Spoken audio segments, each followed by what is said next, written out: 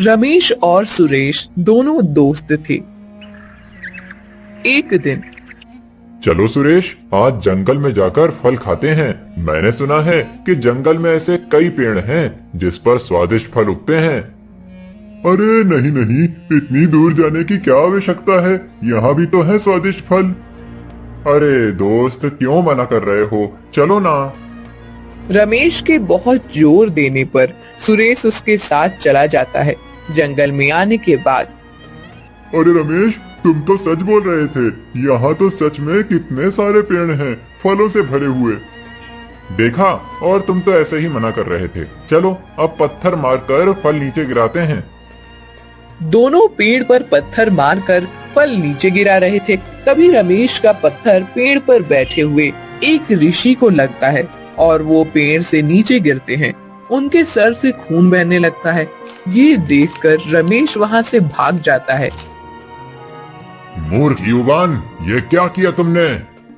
क्षमा करें ऋषिवर, परंतु मैंने आपको पत्थर नहीं मारा, वो तो मेरे दोस्त का पत्थर गलती से आपको लग गया। मैं पेड़ पर बैठकर एक असाधारण तपस्या कर रहा था। तुम्हारे कारण मेरी तपस्या भंग हो गई और तुम असत्य बोल रहे हो। तुम्हारे हाथों में पत्थर है और यहाँ तुम्हारे सिवा दूसरा कोई भी नहीं है, फिर भी कहते हो कि तुमने पत्थर नहीं मारा। तुम्हारे इस दुस्साहस का दंड तुम्हें अवश्य मिलेगा। मेरी इतने दिनों की तपस्या का नाश कर दिया है तुमने। मैं तुम्हें श्राप देता हूँ कि तुम इसी क्षण एक कबूतर के रूप में बदल जाओगे। नहीं नहीं ऋषिवर, मुझे इतना बड़ा दंड मत दीजिए। मैं सच बोल रहा हूँ, मेरे दोस्त ने मेरे साथ छल किया है। शायद वो आपको देखकर मुझे अकेला छोड़कर भाग गया है।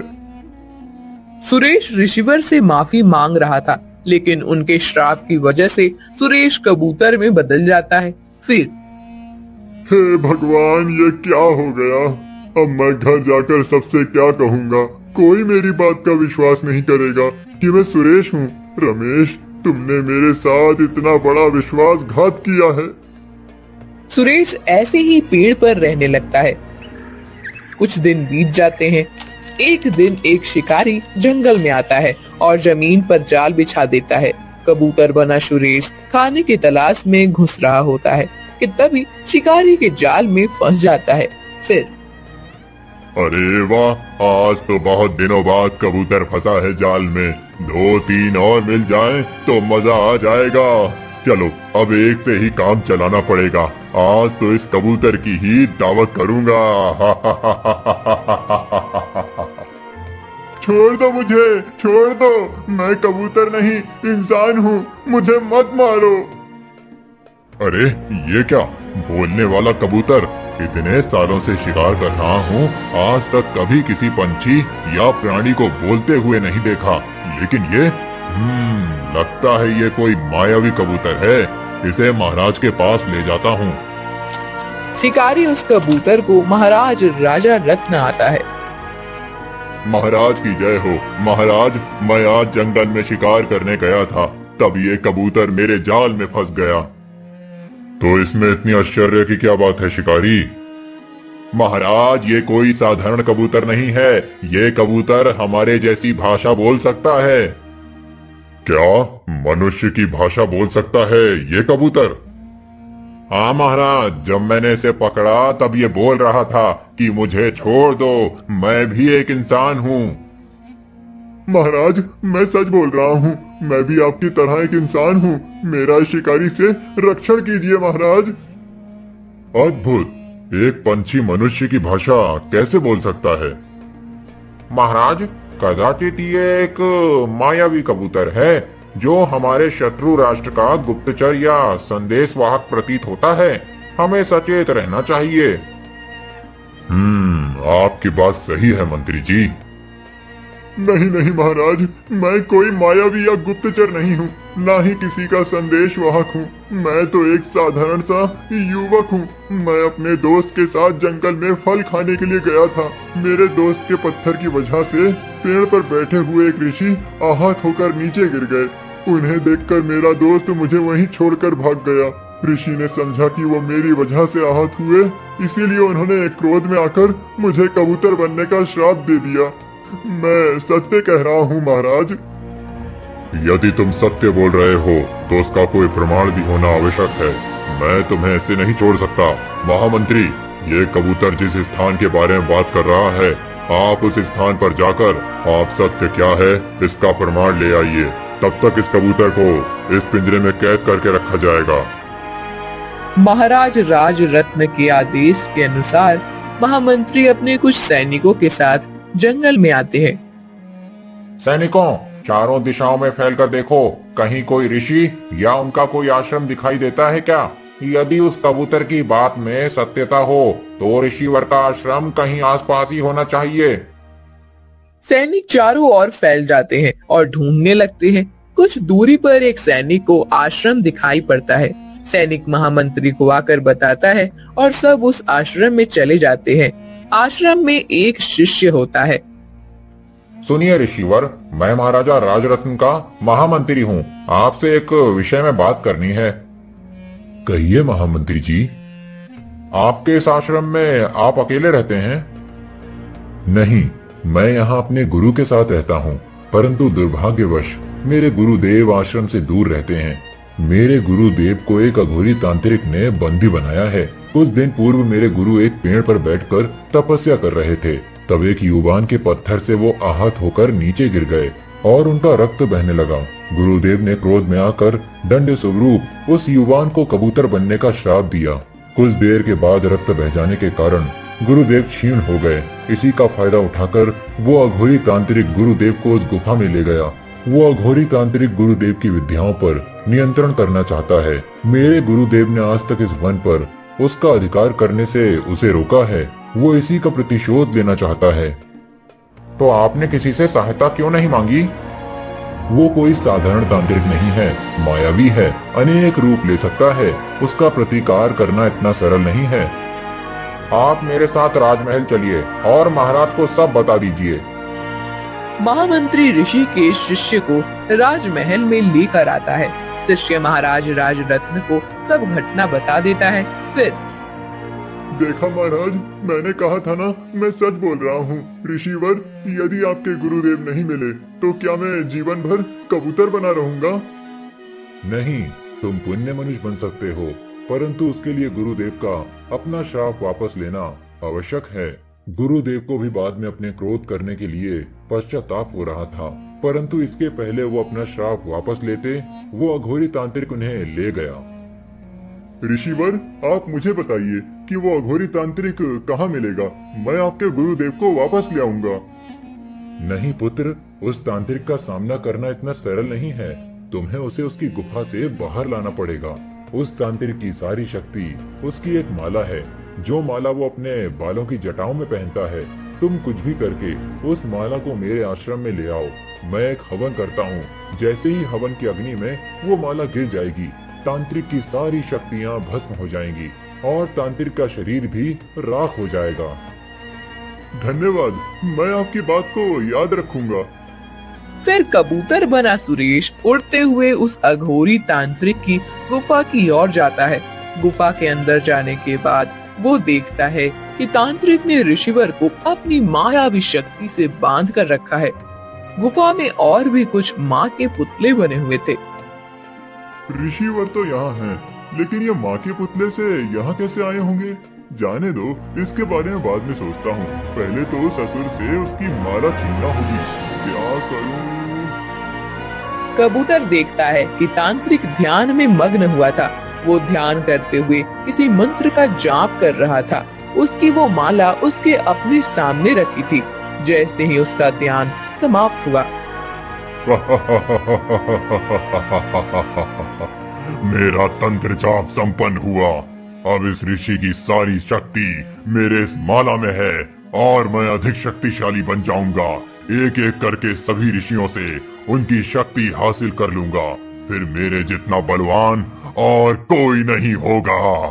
मनुष्य को इन ऋषियों के मंत्रों से ही बल और संरक्षण मिलता है, परंतु अब सभी ऋषियों की शक्ति मेरे इस दिव्य माला में एकत्रित हो गई है।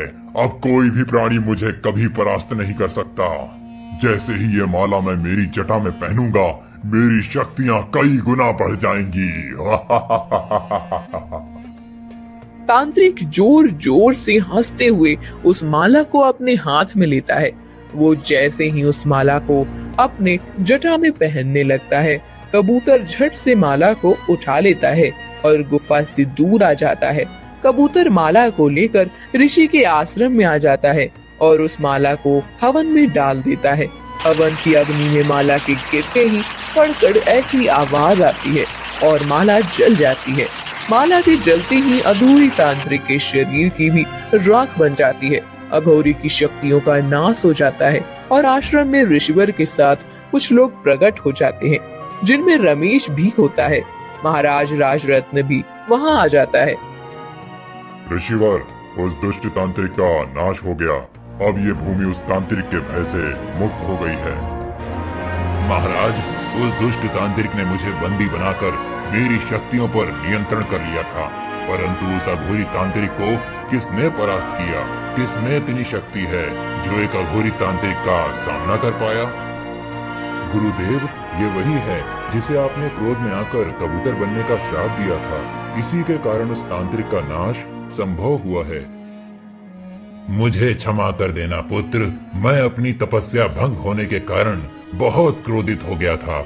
इसी कारण मेरे मुख से ये श्राप निकल गया। ऋषिवर, आपने मुझे श्राप दिया, लेकिन मेरी कोई गलती नहीं थी। मैंने आप पर पत्थर नहीं मारा था। सुरेश सच बोल रहा है ऋषिवर, वो पत्थर आपको मेरी वजह से लगा था। सुरेश की इसमें कोई गलती नहीं थी। आप कृपया इसे अपने श्राप से मुक्त कीजिए। ऋषिवर सुरेश को श्राप से मुक्त करते हैं। सुरेश फिर से मनुष्य के रूप में आ जाता है। फिर रमेश, लेकिन तुम यहाँ कैसे आ गए? मैंने तुम्हारे साथ छल किया और तुम्हें अकेला छोड़कर भाग गया, लेकिन उसकी सजा मुझे मिल गई। जब मैं भाग रहा था तब उस अघोरी तांत्रिक ने मुझे पकड़ लिया और बाकी लोगों की तरह मोम का पुतला बना दिया। तब से मैं वही गुफा में कैद हो गया था। मुझे माफ कर दो दोस्त, मुझे तुम्हारे साथ ऐसा नहीं करना चाहिए था। ऋषिवर कहते हैं कि जो होता है वो अच्छे के लिए होता है। आपने भूलवशी सही इस युवान को श्राप दे दिया, परंतु उस श्राप के कारण ये पंछी में परिवर्तित हो गया और उस अघोरी तांत्रिक की माला छीनने में सफल हो पाया। अन्यथा कदाचित उस असुर का नाश संभव नहीं था। आपने उचित कथन किया है महाराज, परंतु एक ऋषि को ऐसे क्रोध करना शोभा नहीं देता। मुझे अपने आप पर संयम रखना होगा। सुरेश और रमेश के साथ बाकी लोग भी, जिन्हें तांत्रिक ने अपनी शक्ति से मोम के पुतले बना दिया था, वो अपने अपने घर लौट गए। एक दोस्त ने किए हुए छल के कारण पूरा राज्य अघोरी शक्ति से मुक्त हो गया।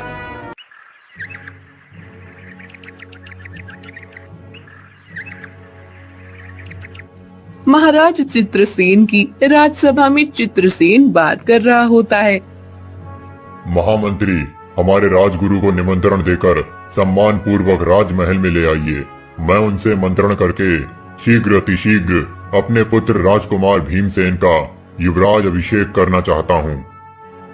जैसा आपका आदेश महाराज, मैं स्वयं जाकर राजगुरु को ले आऊंगा। पिताश्री, मैं चाहता हूँ कि इससे पहले आप मेरा राज्य अभिषेक करें। मुझे कुछ कार्य करने हैं। कैसे कार्य पुत्र? आपने और हमारे पूर्वजों ने बहुत परिश्रम करके आज तक हमारे राज्य की सुरक्षा की है। मेरे युवराज बनने के पश्चात हमारे राज्य की सुरक्षा का उत्तरदायित्व मुझ पर आ जाएगा। मैं चाहता हूँ कि हमारा राज्य और भी विशाल बने। मैं हमारे राज्य की सारी सीमाओं पर जाकर सुरक्षा व्यवस्था का परीक्षण करना चाहता हूँ। साथ ही साथ ये भी देखना चाहता हूँ कि किस सीमा के आसपास हमसे दुर्बल राज्य हैं, जिसके साथ संधि करके हम अपने राज्य का विस्तार कर सकते हैं।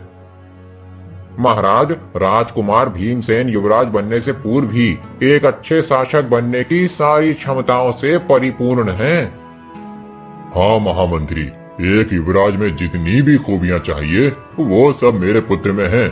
इसीलिए तो मैं इसका राज्याभिषेक करने की इच्छा रखता हूँ। आपकी इच्छा का भी मैं आदर करता हूँ पिताश्री। बस एक बार आप मुझे परीक्षण करके आने की अनुमति दे दीजिए, उसके बाद आपके आदेश के अनुसार ही सब होगा। ठीक है पुत्र, तुम अपनी सेना लेकर चले जाओ। बहुत बड़ी यात्रा पर जा रहे हो तुम। तुम्हारी यात्रा सफल हो, मेरा आशीर्वाद है। धन्यवाद पिताश्री, परंतु मुझे सेना नहीं चाहिए। मैं एक राजकुमार नहीं, अपितु एक सामान्य नागरिक बनकर पूरी यात्रा संपन्न करूंगा। अगर मैं प्रजा में एक प्रजाजन बनकर रहा तो उनकी समस्याओं का नजदीकी से अवलोकन कर सकता हूँ और युवराज बनने के बाद उसका शीघ्र ही निराकरण भी संभव हो जाएगा। परंतु पुत्र, सेना के बिना तुम अकेले इतनी बड़ी यात्रा कैसे करोगे? पिताश्री, सेना लेकर गया तो जो राज्य हमसे दुर्बल हैं, वो बिना किसी कारण ही भयभीत हो जाएंगे और जो बलशाली हैं, उन्हें युद्ध की चुनौती मिल जाएगी। मैं नहीं चाहता कि मेरे कारण हमारे राज्य पर कोई भी संकट आए। मुझे अकेले ही जाने की अनुमति दी जाए। महाराज, राजकुमार सत्य कह रहे हैं। एक सामान्य नागरिक बनकर वो प्रजा के जितने समीप जा पाएंगे, उतना राजकुमार के रूप में नहीं। तुम्हारा कथन तो उचित है पुत्र। ठीक है, तुम चले जाओ और शीघ्र ही लौट कर आना। तुम्हारे पुण्य लौटने तक मैं यहाँ सारी व्यवस्था और आयोजन कर दूंगा। धन्यवाद पिताश्री। चित्रसेन से अनुमति लेकर राजकुमार भीमसेन अपनी यात्रा पर निकलता है। कई दिन बीत जाते हैं, लेकिन भीमसेन की कोई खबर नहीं मिलती। एक दिन महामंत्री जी, राजकुमार भीमसेन को गए 3 मास हो गए हैं। अब तक उनकी कोई खबर नहीं है। उन्होंने विनती की थी, इस कारण से हमने उनके पीछे गुप्तचर नहीं भेजे। मुझे तो राजकुमार की चिंता हो रही है। महाराज, राजकुमार भीमसेन बड़े ही वीर योद्धा हैं। उन्हें सभी बातों का उचित ज्ञान है। आप चिंता न करें, वो अवश्य ही स्वस्थ होंगे। उन्होंने प्रजा में अपना परिचय छुपा कर रखा है, इसीलिए उनकी कोई खबर नहीं मिल रही। हम कुछ और दिनों तक उनकी प्रतीक्षा करते हैं। यदि फिर भी राजकुमार भीमसेन या उनकी कोई खबर नहीं आई, तो हम अपने गुप्तचरों को कार्य पर लगा सकते हैं। चित्रसेन को महामंत्री का कहना उचित लगता है। फिर से कुछ दिन गुजर जाते हैं, लेकिन फिर भी भीमसेन का कोई पता नहीं चलता। फिर महामंत्री, अपने सभी गुप्तचरों को राज्य की सभी सीमाओं पर भेज दिया जाए। हमारी सेना को भी तैयार कीजिए। मैं चाहता हूँ कि पूरी सेना युद्ध के लिए तैयार हो जाए। राजकुमार भीमसेन अभी तक नहीं लौटे हैं। मेरे मन में एक ही विचार आ रहा है कि कदाचित किसी शत्रु ने उन्हें बंदी बनाकर रखा हो। उनसे युद्ध करके हम उन्हें सुरक्षा पूर्वक हमारे राज्य में ले आएंगे। महाराज, आप विचलित ना हो। मैं अभी गुप्तचरों से कहकर राजकुमार के विषय में जानकारी प्राप्त करने का प्रयास करता हूँ। महामंत्री अपने गुप्तचरों को काम पर लगा देते हैं। पूरे राज्य में चित्रसेन के गुप्तचर फैल जाते हैं, लेकिन किसी को भी भीमसेन के बारे में कोई जानकारी नहीं मिलती। सभी गुप्तचर खाली हाथ लौट आते हैं। क्षमा करें महाराज, किसी भी गुप्तचर को राजकुमार के विषय में कोई जानकारी नहीं मिली है। क्या ऐसा कैसे हो सकता है?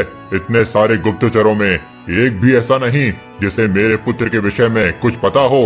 हे ईश्वर, अब मैं क्या करूं?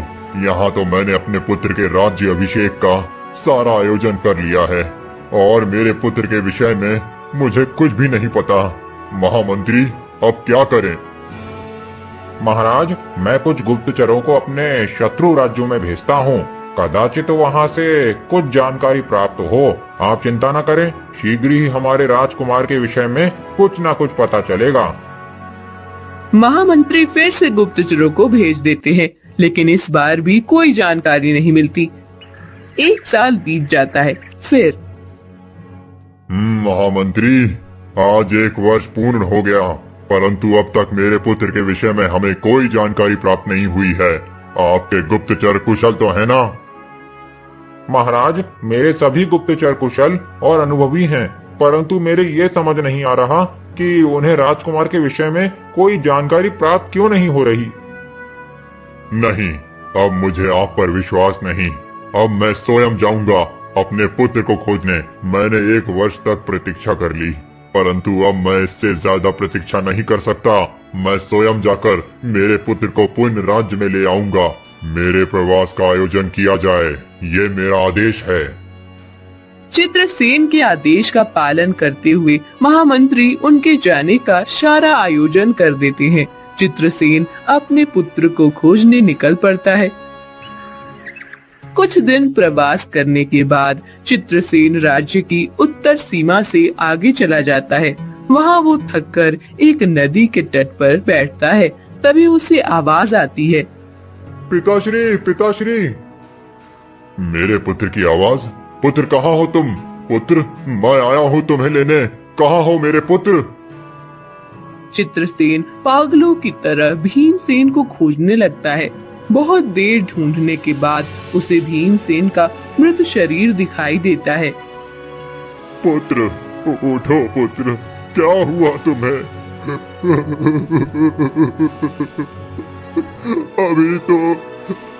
अभी तो तुम मुझे पुकार रहे थे। उठो पुत्र, उठो। चित्रसेन भीमसेन को उठाने की बहुत कोशिश करता है, लेकिन भीमसेन नहीं उठता। चित्रसेन जोर जोर से रोने लगता है। तभी वहाँ एक महामुनि आते हैं। महाराज चित्रसेन। महामुनि, देखिए ना, मेरे पुत्र को क्या हुआ है। अभी तो वो मुझे पिताश्री कहकर पुकार रहा था, लेकिन अभी इसका मृत शरीर मेरे पास पड़ा है। महामुनि, ये कैसे संभव है? मेरे पुत्र की मृत्यु कैसे हो सकती है? ये सब तुम्हारे पूर्व जन्मों के कर्मों का प्रतिफल है महाराज चित्रसेन। तुम्हारे ही कारण तुम्हारे ही पुत्र की ये अवस्था हुई है। मेरे कारण? क्यों महामुनि?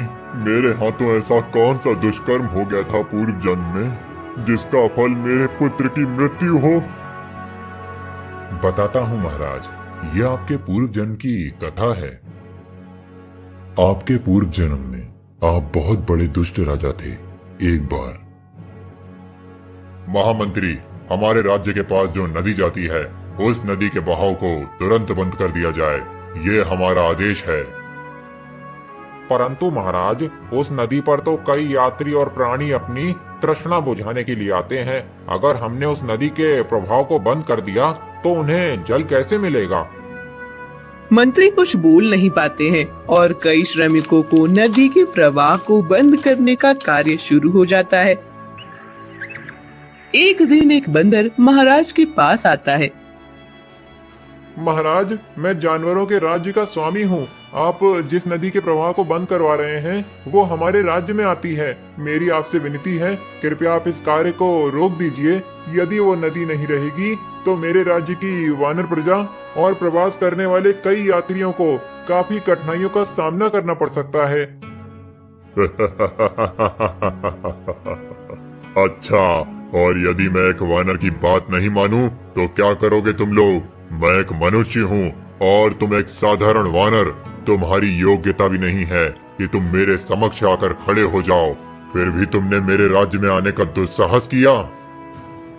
महाराज, ये मेरा दुस्साहस नहीं, मेरा आपसे अनुरोध है। मैं केवल अपनी प्रजा की सुरक्षा और उनकी आवश्यकता के विषय में आपसे बात करने आया हूँ।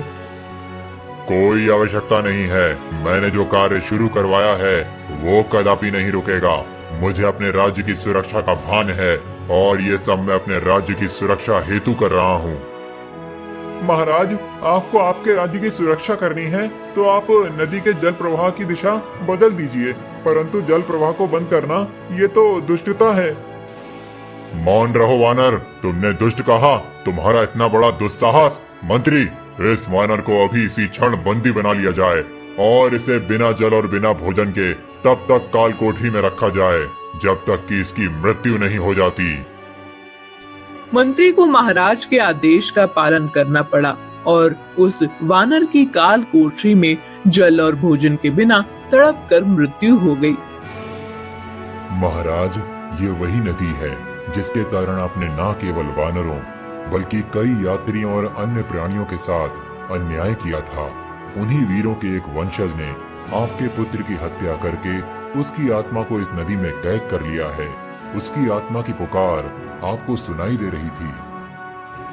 हे ईश्वर, परंतु महामुनि, उस वानर की सहायता से आप मेरे पुत्र की आत्मा को पुनः उसके शरीर में स्थापित कर सकते हैं ना? नहीं महाराज, दुर्भाग्यवश मैं ऐसा नहीं कर सकता, क्योंकि जिस समय उस वानर ने आपके पुत्र की आत्मा को नदी में कैद कर लिया, उसी समय उसने अपने प्राणों का त्याग कर लिया है। आपका पुत्र पुनर्जीवित नहीं हो सकता। ऐसा ना कहे महामुनि।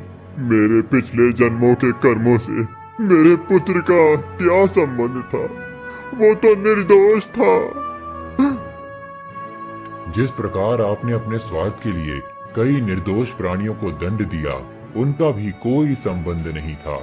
उसी प्रकार आपके कर्मों का फल आपके पुत्र को भुगतना पड़ा।